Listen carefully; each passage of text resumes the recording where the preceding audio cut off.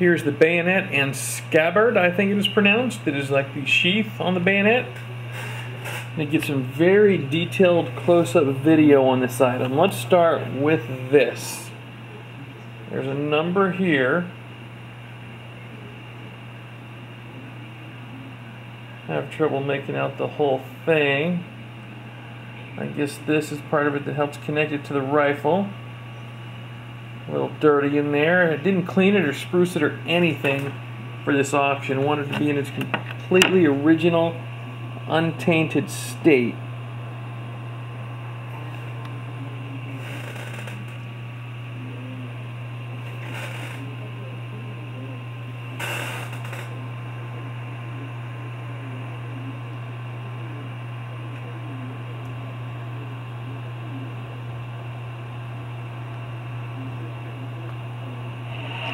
Here's the base of the scabbard. It has a band around it here. I guess that's to hold the wood together.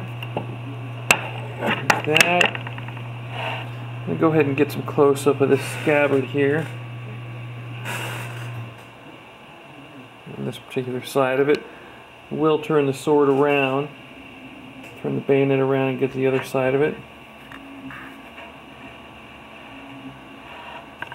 Seen some of them on eBay with these kind of strings that were no longer on the scabbard. This still has them.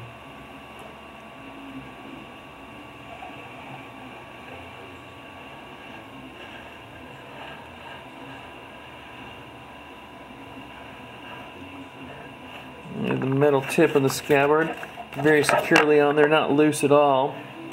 That's one side of it. Now we're going to look at the other side. See, there's a crack on this side of it,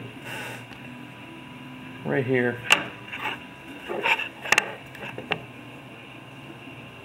Made no attempt to glue that back together or repair it or anything. It's, like I said, the way it was when I got it. No different at all.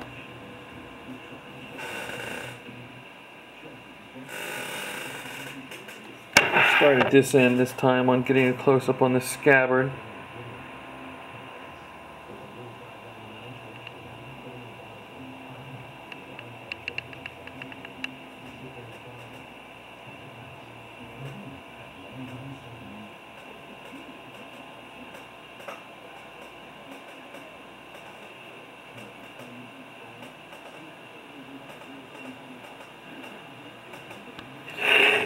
Get a little bit even closer up on this crack. I know that could be an important aspect on these types of antiques.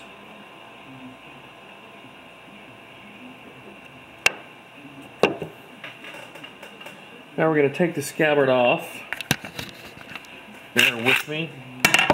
Get a look at the top of it, I guess. Right here.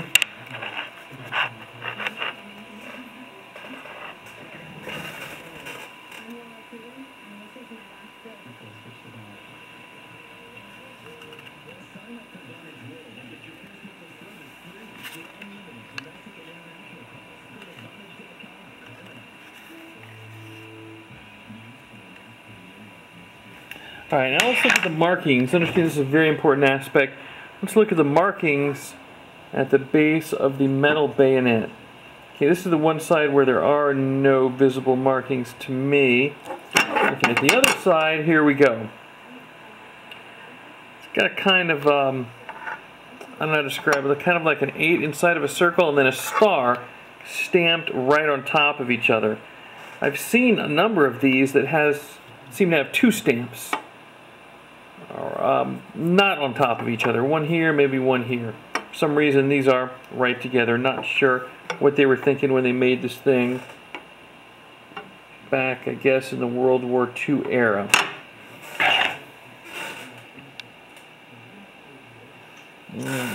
Get a wide shot of this.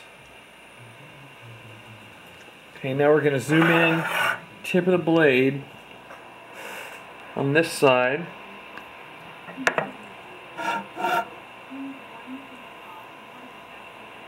Excuse me, I lost my subject there for a second.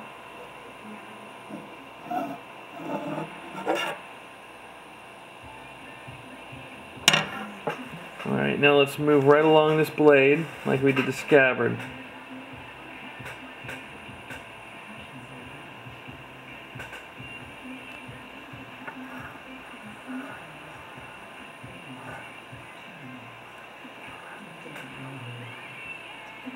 You can see this is the same side of the blade with these markings. Go down the handle one more time on this side. And get the... Not sure if I've shown a close-up on this angle.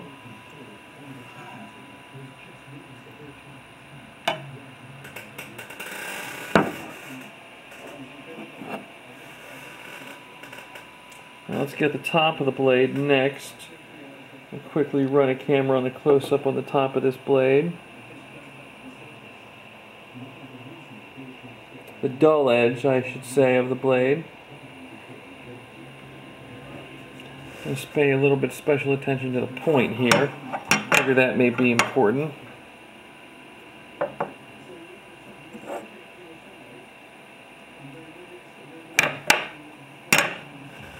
Now this is the side of the blade with the markings.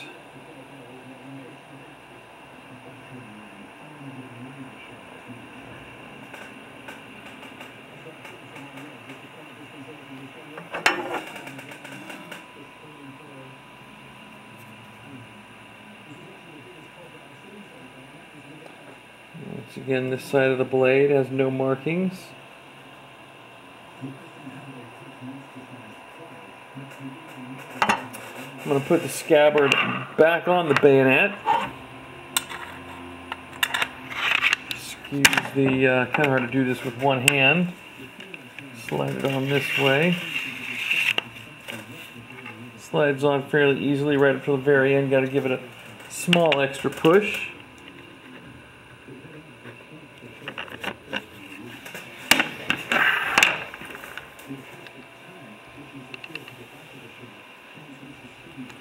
Now, I'm going to show you the box it's going to be packed in here. This was actually a keyboard box from Dell. The keyboard was shipped in it, so it's got this egg crate packing material. So it's going to be packed in here. I'm going to put newspaper all along here and along the other side. Maybe put some more packing material here so there's no room for the bayonet or scabbard to knock around in the box. Be packed very well. Definitely appreciate you taking a look. If you want any additional pictures or any additional information on this, or see any error at all in my description, feel free to let me know. Once again, thanks very much for taking a look at this item. Have a great evening.